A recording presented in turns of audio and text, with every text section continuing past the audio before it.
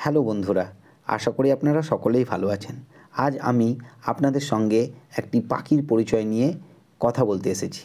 সামনে দেখুন দুইটি গরু চড়াই করছে আর তার পেছনে বেশ কয়েকটি সাদা পাখি ঘোরাঘুরি করছে।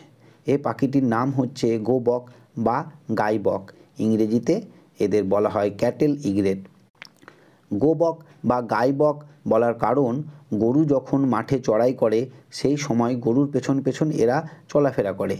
তার কারণ হচ্ছে এই পাখিগুলো গরুর গা থেকে এঁটুলি বা লেগে থাকা জোঁক কিংবা ছোটোখাটো পোকা যখন ওড়ে সেই সময় ধরে খায়।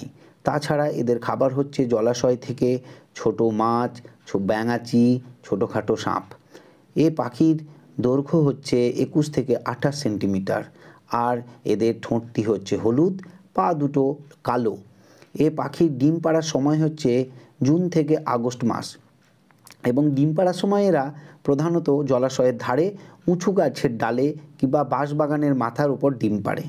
আর একটা কথা, ডিম পাড়ার সময় কিছুটা গায়ের বর্ণের চেঞ্জ হয়, তখন গলা ও ডানা বেশ বাদামি বর্ণের হয়ে যায়। এরা দল বেঁধেই বেশিরভাগ সময় দেখা যায় এবং গরুর পেছন পেছন দেখা যায়। তাছাড়া ধানের ক্ষেতে যখন ধান পোঁতার সময় কাদা করা হয় সেই সময়তেও দেখা যায় এরা দল বেঁধে চড়াই করে ছোটোখাটো পোকা। চলুন আমরা সকলেই প্রমিস করি বন্য প্রাণীদের রক্ষা করব।